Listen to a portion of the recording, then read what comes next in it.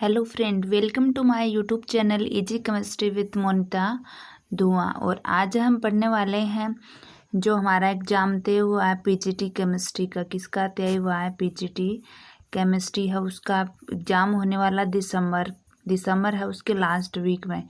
तो उसकी प्रिपरेशन कर रहे हैं हम। और केमिस्ट्री का पढ़ेंगे हम नोट्स के माध्यम से, नोट्स है उसके माध्यम से पढ़ेंगे।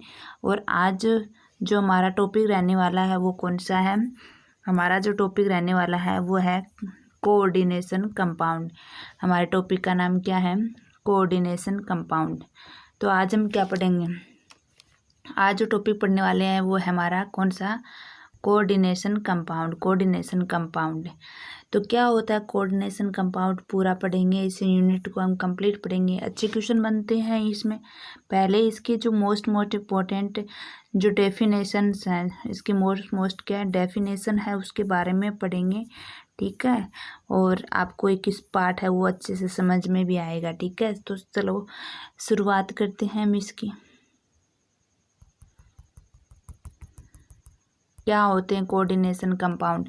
पहले देखते हैं हम कोऑर्डिनेशन कंपाउंड है उसकी परिभाषा। ऐसे कंपाउंड जिनमें धातु और लिगेंड के मध्य क्या होता है? एक उपसहसंयोजक बंध बनता है, वे क्या कहलाते हैं? उपसहसंयोजक यौगिक कहलाते हैं। ऐसे कंपाउंड जिनमें क्या होता है? एक तो होती है मेटल और एक क्या होता है? लिगेंड। दोनों के मध्य क्या बनता है? बंध बनता है। कौन सा बंध? वो भी उपसहसंयोजक बंध। कौन सा बंध बनता है? उपसहसंयोजक बंध बनता है। वो कौन से यौगिक कहलाते हैं? उपसहसंयोजक यौगिक कहलाते हैं। ठीक है, इसमें ऐसी सिचुएशन बनती है, लिगेंड है वो क्या होता है? इलेक्ट्रॉन युग्म दान करने वाला होता है, यानी ये दाता होता है। और जो मेटल होती है, जो धातु होती है, वो क्या होती है? इलेक्ट्रॉन युग्म ग्राही होती है, यानी जो लिगेंड युग्म देगा उसको क्या करती है? ग्रहण करती हो। आगे बढ़ेंगे हम कि लवण जो साल्ट है वो कितने प्रकार के होते हैं? तो साल्ट है वो दो प्रकार के होते हैं, एक तो सिंपल साल्ट, एक क्या होते हैं?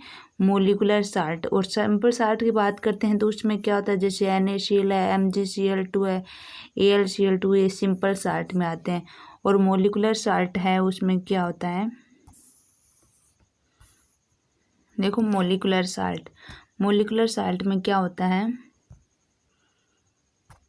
मोलिकुलर साल्ट है उसमें दो प्रकार के साल्ट है वो आते हैं। एक तो होते हैं डबल साल्ट, एक क्या होते हैं? कोऑर्डिनेशन कंपाउंड वाले। डबल जो साल्ट होते हैं उसमें क्या है? जैसे एक फिटकरी है, एक क्या है? मोहर लवण।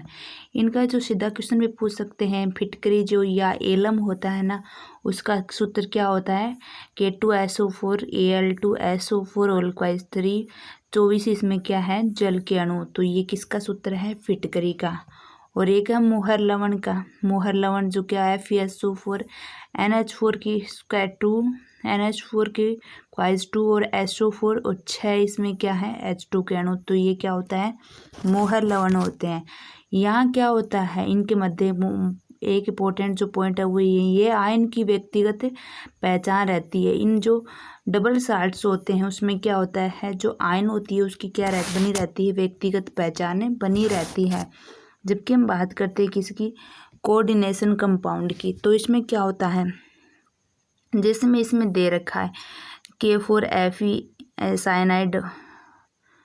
तो इसमें क्या होता है कि स्क्वायर ब्रैकेट में लिखा जाए, स्पीशीज है वो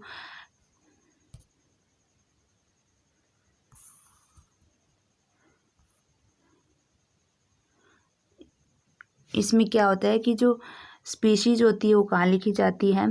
स्पीशीज होती है वो स्क्वायर ब्रैकेट में लिखी जाती है और जो कभी भी टूटती नहीं होती है।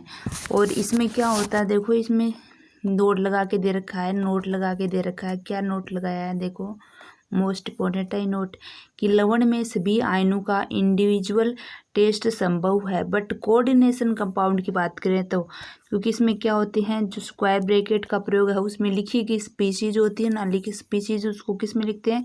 स्क्वायर ब्रैकेट में लिखते हैं। उनको तोड़ना क्या नहीं होता है? पॉसिबल नहीं होता है।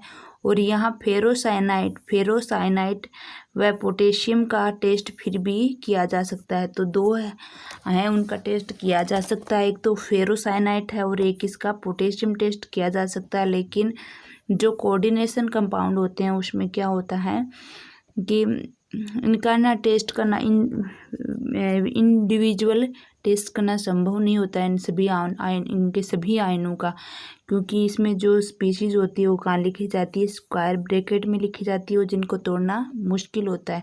कौन से कंपाउंड की बात करें तो हम कोऑर्डिनेशन कंपाउंड, उपसहसंयोजक जो यौगिक है ना उनकी कोऑर्डिनेशन कंपाउंड की बात करें उसमें ऐसा होता है। चलो आगे पढ़ते हैं। देखो कि ये कोऑर्डिनेशन जो केमिस्ट्री है उसके बारे में किसने बताया है। ठीक है, कोऑर्डिनेशन केमिस्ट्री के बारे में किसने बताया है, इसके पिता किसे कहते हैं।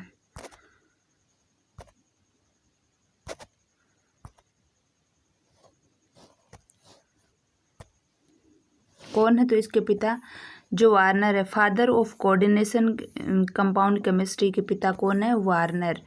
तो ये भी आपको याद रखना है कि फादर ऑफ कोऑर्डिनेशन केमिस्ट्री कौन है, वार्नर है। कौन है, वार्नर है। इनके अकॉर्डिंग किसी भी मेटल की दो प्रकार की क्या होती है, संयोजकताएं होती है। किसके अनुसार, वार्नर के अनुसार। एक कौन सी होती है, प्राथमिक संयोजकता, और एक क्या होती है, द्वितीयक संयोजकता। बात करें हम प्राथमिक संयोजकता की, प्राइमरी जो वैलेंसी है ना उसकी बात करते हैं, तो इसमें क्या होता है, सदैव ब्रैकेट के बाहर लिखा जाता है। सदैव है, इसमें क्या लिखा जाता है, ये प्राइमरी जो वैलेंसी होती है उसको किसके बाहर लिखा जाएगा, ब्रैकेट के बाहर लिखा जाएगा।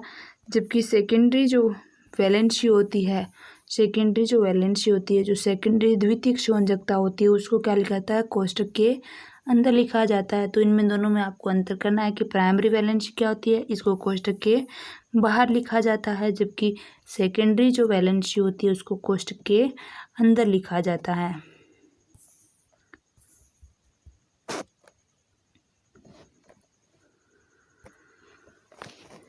आगे बात करते हैं प्राइमरी वैलेंसी की। किसकी बात कर रहे हैं हम, प्राइमरी वैलेंसी की। प्राइमरी वैलेंसी को क्या कहते हैं हम, आयनाइज्ड वैलेंसी यानी आयनीकृत संयोजकता भी कहते हैं। प्राइमरी जो वैलेंसी है उसका दूसरा नाम भी है जिसको क्या कहते हैं हम, आयनीकृत संयोजकता भी कहते हैं। इसका कारण क्या है, इसका कारण है क्योंकि ये आयन में विभक्त हो सकती है। कौन सी, प्राइमरी वैलेंसी होती है जिसको हम कहाँ लिखते हैं, कोष्टक के बाहर लिखते हैं।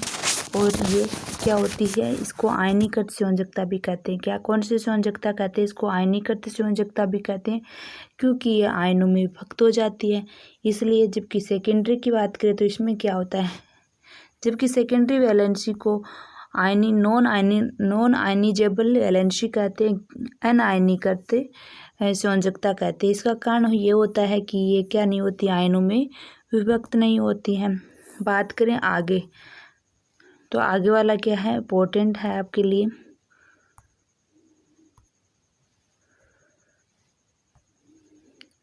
देखो इम्पोर्टेंट बात है कि उपसहसंयोजक यौगिकों का जो संकरण है और ज्योमेट्री केवल और केवल द्वितीय संयोजकता पर ही डिपेंड करती है, प्राथमिक पर नहीं। तो ये प्राथमिक संयोजकता, द्वितीय संयोजकता आपको बताने का कारण ये था कि उपसहसंयोजक यौगिक हम जब पढ़ते हैं ना उसमें हम पढ़ेंगे संकरण, पढ़ेंगे उनकी ज्योमेट्री, पढ़ेंगे जो उनका वीबीटी सिद्धांत आएगा ना, वीबीटी सिद्धांत, जिसमें हम किसके बारे में पढ़ते हैं, एक तो पढ़ते हैं हम ज्योमेट्री के बारे में, जियोमेट्री है उसके बारे में, ज्योमेट्री के बारे में, और एक किसके बारे में पढ़ते हैं, एक हम उनके संकरण हाइब्रिडाइजेशन पे पढ़ते हैं।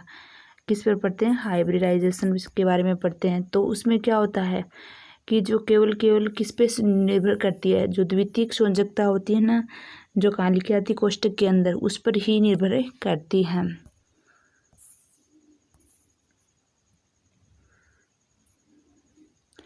तो आगे जो इसका पितामह है ना, उपसहसंयोजक यौगिकों का जो फादर है वार्नर, उसने आगे एक बात बताई है कि COCl3 की अमोनिया के साथ विभिन्न अनुपातों में अगर रिएक्शन कराई और निम्न यौगिक उसने क्या किए थे, प्राप्त किए थे। किसके साथ अभिक्रिया करवाई थी, COCl3 की अमोनिया के साथ अभिक्रिया करवाई थी। तो इसमें देखो पहली दूसरी अभिक्रिया करवाई उसने और ये तीसरी अभिक्रिया करवाई।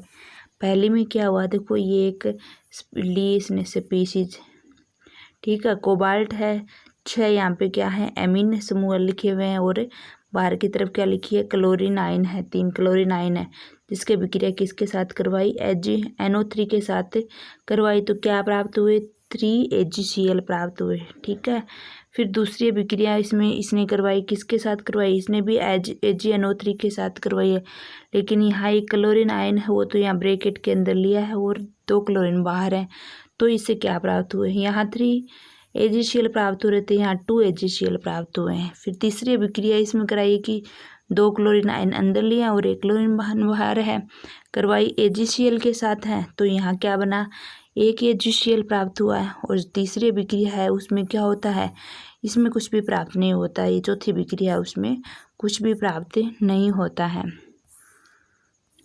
तो इसमें क्या निष्कर्ष निकाला है वो देखना हमें।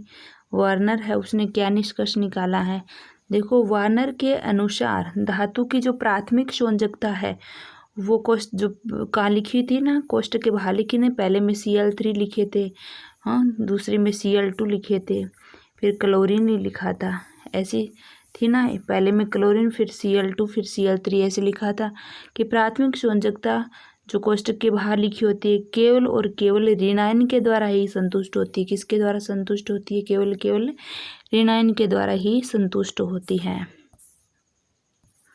अब पढ़ेंगे जो उपसहसंयोजक कोऑर्डिनेशन कंपाउंड है ना, कोऑर्डिनेशन कंपाउंड है उसमें कुछ महत्वपूर्ण शब्दावली है वो पढ़ेंगे, जो इस पाठ है ना उसमें आपको पढ़ने में आसानी कर देगी। ठीक है, पहली जो इसकी शब्दावली है वो है उपसहसंयोजक एंटिटी। क्या है, उपसहसंयोजक एंटिटी, सो क्या कहते हैं, कोऑर्डिनेशन एंटिटी।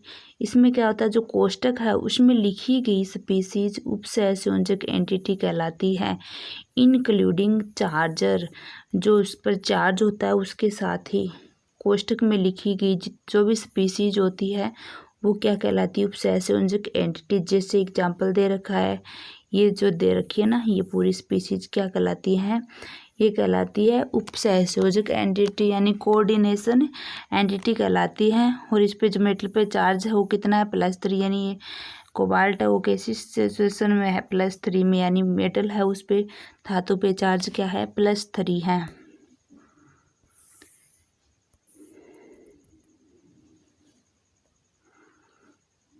दूसरी पढ़ेंगे हम केंद्रीय धातु परमाणु। केंद्रीय धातु परमाणु सेंट्रल मेटल एटम उपसहसंयोजक एंटिटी में उपस्थित धातु परमाणु को ही क्या कहते हैं, केंद्रीय धातु परमाणु कहते हैं। ठीक है, उपसहसंयोजक जो एंटिटी जो कहाँ लिखी जाती है, कोष्टक में लिखी जाती है विथ किसके साथ, जो उस पर आवेश होता है उसको क्या कहते हैं, उपसहसंयोजक एंटिटी कहते हैं। और इसमें जो केंद्रीय धातु होती है उसको ही क्या, इसमें जो उपस्थित धातु होती है उसको ही क्या कहते हैं, केंद्रीय धातु परमाणु कहते हैं। देखो इसमें कौन सी है केंद्रीय धातु, कोबाल्ट है, कौन है, कोबाल्ट, तो ये क्या है, केंद्रीय धातु परमाणु है। ठीक है, जो तीसरा है वो पढ़ेंगे हम, इसमें तीसरा है वो है ऑक्सीडेशन नंबर, ऑक्सीकरण नंबर, कि केंद्रीय धातु परमाणु पर उपस्थित आवेश को ही ऑक्सीजन अंक कहा जाता है। जैसे ऊपर लिखी गई स्पीसीज में जो कोबाल्ट थी ना, कोबाल्ट उसका कितना था, +3 था ना, +3, तो ऑक्सीडेशन नंबर उसका क्या है, +3। तो ऑक्सीडेशन नंबर क्या किसे कहते हैं, जो केंद्रीय धातु परमाणु होती है ना, केंद्र में जो धातु होती परमाणु होती है उस पर जो इतना आवेश उपस्थित होता है वही उसका कौन सा अंक कहलाता है, ऑक्सीकरण अंक कहलाता है। और ऑक्सीकरण अंक O1, जिसे O1 लिखते हैं हम शॉर्ट में, ऑक्सीकरण अंक कहलाता है। जैसे कोबाल्ट था ना ऊपर वाले स्पीसीज में, इस पे कितना था, +3 था ना।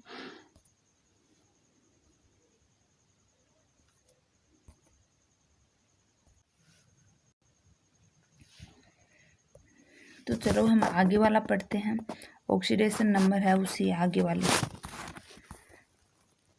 ऑक्सीडेशन नंबर है उसे आगे क्या है, उपसहसंयोजन संख्या। क्या है, उपसहसंयोजन संख्या क्या होती है, उपसहसंयोजक संख्या। इसमें एक और क्या होता है, उपसहसंयोजक संख्या होती है कि कोऑर्डिनेशन जो एंटिटी होती है उसमें उपस्थित जो सेंट्रल मेटम है, एटम, उसमें जितने लिगेंड के द्वारा घिरा रहता है वह उसकी क्या कहलाती है, कोऑर्डिनेशन नंबर कहलाती है। यानी जो इसमें सेंट्रल मेटल होता है ना, वो जितने ही किसके द्वारा घिरा होता है, जितने ही लिगेंड के द्वारा घिरा रहता है उसको क्या कहते हैं, कोऑर्डिनेशन नंबर कहते हैं। जैसे इसमें सेंट्रल मेटल कौन है, कोबाल्ट है, और यहाँ NH3 6 NH3 के जो एमीन समूह है ना, 6 एमीन समूह है वो क्या है, इसमें लिगेंड है, 6 के द्वारा ये कोबाल्ट कोबाल्ट जो केंद्रीय धातु है ना वो 6 इसका कोऑर्डिनेशन नंबर यानी 6 लिगेंड के द्वारा क्या है घिरा हुआ रहता है। और ये 6 लिगेंड ही क्या कहलाते हैं, इस कोबाल्ट है वो धातु केंद्रीय धातु के क्या हैं कोऑर्डिनेशन नंबर है। तो ये कितने हैं 6 हैं।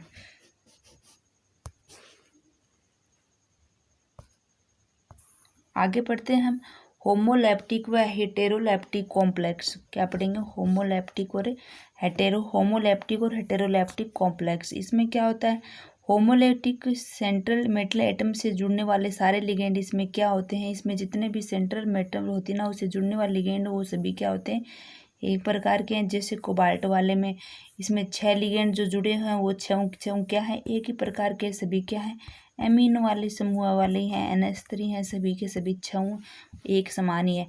अगर हेटेरोलैप्टिक है यानी जो केंद्रीय धातु ना सेंट्रल मेटल एटम से जुड़ने वाले लिगेंड क्या होते हैं अगर भिन्न भिन्न प्रकार के होते हैं तो उन्हें क्या कहते हैं हेटेरोलैप्टिक कहते हैं। जैसे इसमें कोबाल्ट के साथ में 3 तो NH3 यानी एमीन जुड़े हैं और 3 क्लोराइड क्या जुड़े हैं लिगेंड जुड़े हैं। तो ये क्या होता है हेटेरोलैप्टिक।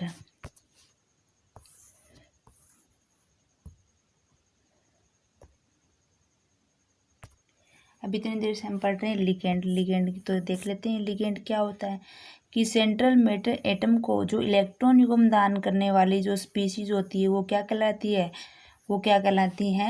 लिगेंड कहलाती है। एक तो होती है मेटल उपसंयोजक यौगिकों में और एक क्या होता है लिगेंड। ठीक है, इस प्रकार का बंध बनता है ना क्योंकि लिगेंड है वो क्या करता है मेटल है उसको इलेक्ट्रॉन युग्म देता है। तो ये जो मेटल को इलेक्ट्रॉन युग्म देने वाली स्पीशीज है उसको ही क्या कहते हैं लिगेंड कहते हैं। क्या कहते हैं लिगेंड कहते हैं इसको। ठीक है, और ये अलग अलग प्रकार के होते हैं। जैसे पहला है क्या है मोनोडेंटिक यानी एक तंतु यानी एक इलेक्ट्रॉन युग्म में देंगे और 2 इलेक्ट्रॉन देंगे। एक इलेक्ट्रॉन युग्म में कितने होते हैं एक इलेक्ट्रॉन युग्म में 2 इलेक्ट्रॉन होंगे तो दान करने वाले लिगेंड है। ये कितने प्रकार के होते हैं ये 3 प्रकार के होते हैं। एक तो उदासीन होते हैं, एक होते हैं धनावेशित और एक क्या होती हैं ऋणावेशित। क्या करेंगे ये एक इलेक्ट्रॉन युग्म दान प्रदान करेंगे। ठीक है, कितने इलेक्ट्रॉन युग्म देंगे एक इलेक्ट्रॉन युग्म। ठीक है, ये कौन सी इलेक्ट्रॉन है मोनोडेंटिक इलेक्ट्रॉन है जो हम पढ़ने वाले हैं ये मोस्ट इम्पोर्टेंट। ठीक है, ये सब आपको पढ़ने हैं याद करने एकदम से। अगर ये आपको ये याद होंगे ना तभी आप इसके क्वेश्चन है वो कर पाओगे अच्छे से। मोनोडेंटिक लिगेंड क्या होते हैं एक इलेक्ट्रॉन युग्म यानी 2 इलेक्ट्रॉन डोनेट करने वाली स्पीशीज हैं। एक तो क्या होती है उदासीन, दूसरी धनावेशित, तीसरी क्या होती है ऋणावेशित।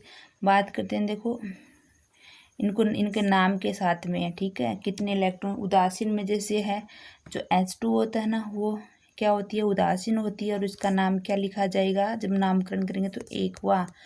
और एक है NH3 भी क्या होती है उदासीन होती है जब इसका नामकरण करेंगे तो क्या लिखेंगे एमीन। और एक क्या है कार्बोनिल जो Cu है उसको क्या लिखना है कोबाल्ट नहीं कार्बोनिल है। ठीक है, कार्बोनिल ये कैसी होती है उदासीन होती है। और एक क्या है इसमें CH3NH2 जिसको क्या कहते हैं मिथाइल एमीन ये भी क्या होती है उदासीन होती है। और एक क्या होती है पायरिडीन ये भी क्या होती है उदासीन होती है। बात करते हैं धनावेशित वाली है ये इसमें क्या H3O+ है ना इसको हाइड्रोनियम कहते हैं।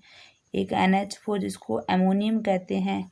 कुछ बुक में मेंशन है जबकि लॉन्ग पेयर नहीं है इसलिए ये डोनेट क्या करेगा मेटल को, इसलिए NH4 कुछ बुकों में लिखा होता है और कुछ में लिखा भी नहीं होता है। एक है NO+ आयनियम जिसको क्या कहेंगे हम नाइट्रोनियम आयन। कौन सा कहेंगे नाइट्रोनियम आयन।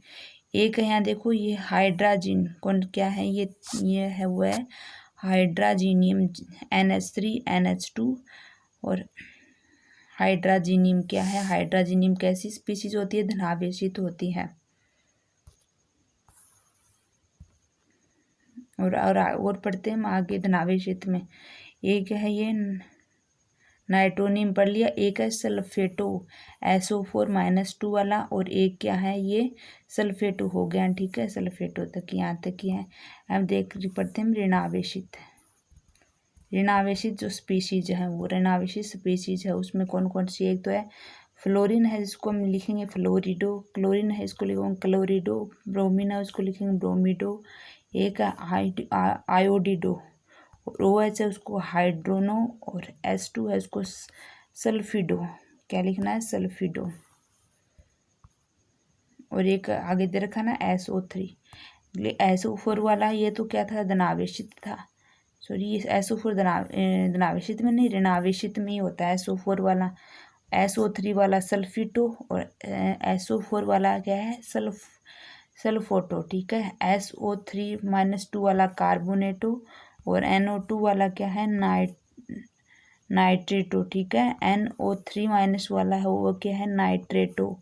और HCO3- वाला क्या है? बाइकार्बोनेटो। और O-2 वाला क्या है? ओक्जो है।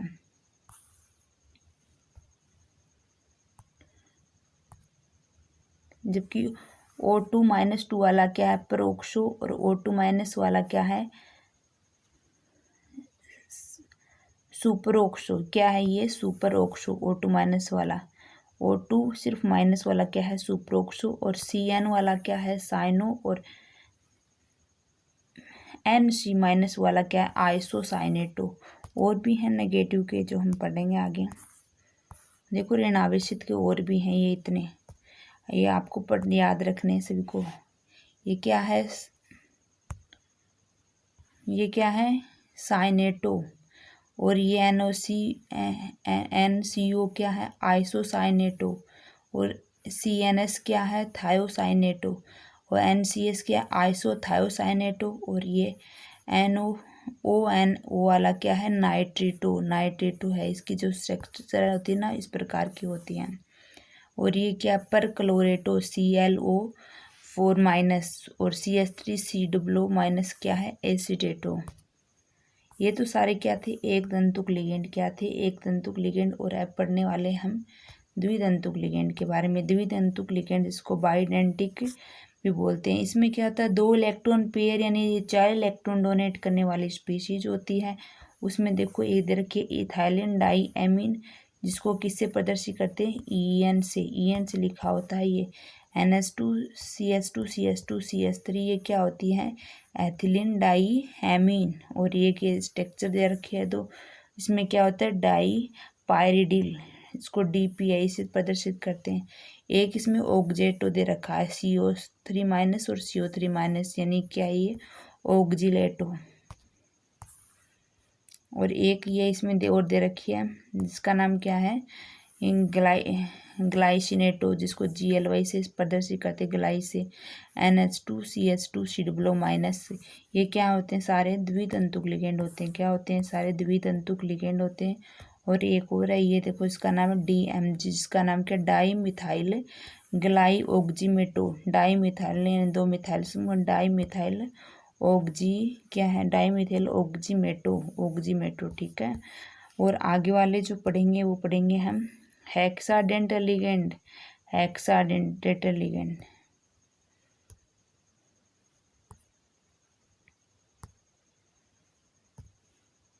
हेक्साडेंटल लिगेंड होते हैं। उसमें क्या है? जो हम मोस्ट इम्पोर्टेंट है, जो महत्वपूर्ण पढ़ते हैं हम EDTA पढ़ते हैं, जिसका नाम क्या? Ethylenediaminetetraacetato. क्या है? E का इथाइलिन, D का डाई एमीन, और T का टेट्रा, और A का एसीटेटो। इसमें ये इसकी संरचना होती है। क्या होते हैं? CH2 और एक नाइट्रोजन है, उससे क्या जुड़े हैं? CH2 दो सिरों पे। और इधर भी इस नाइट्रोजन है, उससे 2 सिरों पे जुड़े हुए। ठीक है। इथाइलिन डाइएमिन टेट्रा एसीटेटो इसका नाम होता है। आगे हम पढ़ेंगे, देखो क्या है? एफिडेंटेट लिगेंड। क्या होते हैं एफिडेंटेट लिगेंड? ऐसे लिगेंड जिनमें एक से ज़्यादा परमाणु इलेक्ट्रॉन युग्म दान कर सकते हैं, परंतु एक बार में सिर्फ एक ही परमाणु इलेक्ट्रॉन दान कर सकते हैं, एफिडेंट कहलाते हैं। एम्फिडिएंट कहलाते हैं। कि ये क्या होते हैं?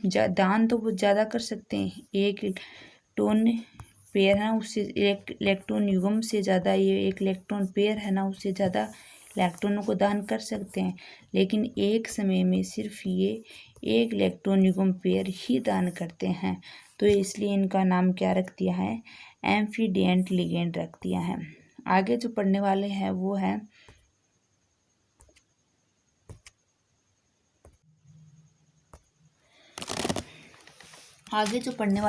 है EAN, जो मोस्ट इम्पोर्टेंट है। इससे क्वेश्चन भी पूछे जा सकते हैं कि निम्न में से बताइए कौन सा जो संख्या है वो क्या है, EN है। यानी EN क्या होता है, इफेक्टिव एटॉमिक नंबर। क्या होता है EN, इफेक्टिव नंबर। EN होता है इफेक्टिव एटॉमिक नंबर। जो कंसेप्ट है वो किसने दिया, कॉन्सेप्ट गिवन बाय सिडविक ने। किसने दिया कंसेप्ट, सिडविक ने। कौन सा, किसका कंसेप्ट दिया, इफेक्टिव एटॉमिक नंबर का दिया। इसके अनुसार क्या होता है, उपसहसंयोजक यौगिक में 36 इलेक्ट्रॉन रूल का पालन करने से वो क्या प्राप्त कर लेते हैं, स्टेबिलिटी यानी स्थायित्व प्राप्त कर लेते हैं। और ये जो नियम है वो किसने दिया है, सिडविक ने दिया है कि जो उपसहसंयोजक यौगिक होते हैं वो कौन से नियम का पालन करते हैं, 36 इलेक्ट्रॉन रूल का पालन करते हैं। और 36 इलेक्ट्रॉन रूल का क्या होता है, पढ़ते हैं हम एक क्वेश्चन के माध्यम, एक एग्जाम्पल के माध्यम से पढ़ते हैं। ये एक एग्जाम्पल है। इसमें क्या दे रखा है, कोबाल्ट दे रखा है और 6 इससे लिगेंड जुड़े हैं एमीन के। ठीक है, तो ये क्या है, इसका नाम क्या होता है, हेक्सा एमीन कोबाल्ट है। और इसकी संयोजकता कितनी है, +3 इसकी संयोजकता है, जो कि कहाँ लिख देते हैं, ब्रैकेट में लिख देते हैं। कोबाल्ट है, उसका एटॉमिक नंबर कितना होता है, 27 होता है। यानी इसमें कितने, 27 इलेक्ट्रॉन है। तो इसमें +3 क्या है, +3 चार्ज है, तो 3 इसी इलेक्ट्रॉन निकाल देंगे। टोटल इलेक्ट्रॉन कितने हैं, 24 इलेक्ट्रॉन है। 24 इलेक्ट्रॉन है तो कोबाल्ट है, उसमें इस स्पीशीज में कोबाल्ट में कितने इलेक्ट्रॉन बचे हैं, कोबाल्ट है उसमें बचे हैं 24 इलेक्ट्रॉन। और जो NH3 जुड़ा है ना, इसके साथ NH3 जुड़ा है 6 के साथ में। ये क्या है, NH3 क्या है, इसमें कितने इलेक्ट्रॉन युग्म दे रहा है, NH3 जो एमीन है वो क्या दे रहा है, 6 जुड़े हैं ना, 6 इलेक्ट्रॉन दे रहा है। ये देखो इसमें दे रखा है कि एक electron pair given by each given ligand. जो ए प्रति लिगेंड है वो क्या दे रहा है, एक इलेक्ट्रॉन पेयर है वो कितने इलेक्ट्रॉन दे रहा है, तो 2 दे रहा है, 2 इलेक्ट्रॉन। और ये कितने हैं, 6 है ना, तो 6 से 2 गुना किया तो 12 हो गए। और टोटल कितने हो गए, ये 36 हो गए। तो ये क्या है, EN रूल का पालन करता है। ये जो स्पीशीज होगी ना टोटल, ये किसका पालन करेगी, EN रूल का पालन करेगी। दूसरा एग्जाम्पल देखते हैं हम। इसके बहुत सारे एग्जाम्पल देखेंगे हम, 15 से 20 एग्जाम्पल, एकदम से अच्छे से आपका कवर हो जाएगा ये। इसमें देखो एक क्वेश्चन दे रखा है, बाहर की तरफ क्या दे रखा है, 4 पोटेशियम के अणु हैं, आयरन के साथ 6 साइनाइड के लिगेंड जुड़े हैं। नाम क्या होगा इसका, पोटेशियम हेक्सासाइनोफेरेट। फेरेट है ना, फेरेट, क्योंकि इसमें -6 वाला है ना, ये 6 वाला, क्योंकि अगर ऋणावेशित स्पीशीज किसकी तरफ हो, केंद्रीय धातु परमाणु के साथ हो, तो लास्ट में जो फेरेट जो धातु होती है केंद्रीय धातु, उसके लास्ट में क्या लगा देते हैं, 8 लगा देते हैं, तो ये फेरेट हो जाएगा। ठीक है, इसके निकालने हम EN निकालनी है। पहले तो इसका नाम लिख लेंगे, आगे नाम लिखना भी सीखेंगे हम। उपसहसंयोजक जो यौगिक होते हैं ना उनका नामकरण भी करेंगे आगे हम। तो इसमें निकाल लेते हैं, आयरन है वो कितने नंबर पर, इसका एटॉमिक नंबर कितना था, 26 होता है। और यहाँ पे इसके कितने देखो 6 -6 तो यहाँ है इसके, और इधर +4 है, तो कितने बचे, 2। इसकी कितनी क्या आएगी, इसकी उपसहस जो कोऑर्डिनेशन नंबर है, इसकी जो ऑक्सीडेशन नंबर है वो कितनी आएगी, ऑक्सीडेशन नंबर है वो आएगी इसकी 2 आएगी। तो देखो +2 है, तो 2 इसमें से निकाल दें, बचे कितने, 24। और इसके बाद के लिगेंड है 6 जुड़े हैं, एक लिगेंड पेयर कितने इलेक्ट्रॉन देता है, 2 देता है। 2 छक्के कितने हो गए, 12 हो गए, तो टोटल कितने हो गए, 36। ये भी EN रूल का पालन करता है। देखो तीसरी स्पीशीज देखते हैं। तीसरी स्पीशीज है, इसमें भी आयरन दे रखा है, आयरन का एटॉमिक नंबर कितना होता है, 26 होता है। और यहाँ पे आयरन है, उसका ऑक्सीडेशन नंबर निकालेंगे, देखो यहाँ पे 6 है, और ये भी +3 है, और ये भी +3 है, तो कितने में निकलने वाले हैं, इसका निकालना। ये केंद्रीय धातु है, इधर -के प्लस के 3 है, तो कितने बचे हैं, +3 बचेंगे ना, यहाँ पे +3। तो इसके क्या है, इसका ऑक्सीडेशन नंबर +3, तो 3 यहाँ से निकालेंगे तो बचे कितने, 26। और 6 जुड़े हैं इससे लिगेंड, और एक लिगेंड है उसमें कितना इलेक्ट्रॉन युग्म पेयर होता है, एक इलेक्ट्रॉन में एक इलेक्ट्रॉन युग्म पेयर में 2 इलेक्ट्रॉन होते हैं, तो कितने हो जाएंगे, 6 में 12 हो जाएंगे। तो इसमें टोटल कितना आएगा, 35 आएगा। इसका जो लास्ट वाला कितना नहीं हो रहा, 36 नहीं हो रहा ना, तो ये क्या नहीं है, EN संख्या नहीं है, इफेक्टिव जो एटॉमिक नंबर है वो नहीं है, क्योंकि किसका पालन नहीं कर रही है, 36 इलेक्ट्रॉन युग्म का पालन नहीं कर रही है। चलो कुछ क्वेश्चन और करते हैं इसमें।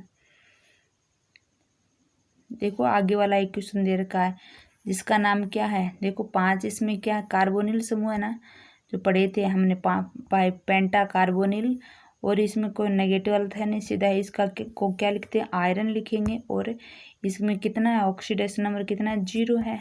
ऑक्सीडेशन नंबर क्या है इसका, 0 ही है ना, क्योंकि ये क्या है, कार्बोनिल है। कार्बोनिल यौगिक क्या होते हैं, कार्बोनिल यौगिक होते हैं वो क्या होते हैं, उदासीन स्पीशीज होती हैं, जो हमने पढ़ी थी है ना, उदासीन स्पीशीज होती है। यहाँ पे क्या है, कुछ भी नहीं है, क्या नहीं है, कुछ भी, कोई भी आवेश नहीं है आयरन पे, इसलिए 0 ही है। 26 के 26 इलेक्ट्रॉन होंगे इसमें, ठीक है।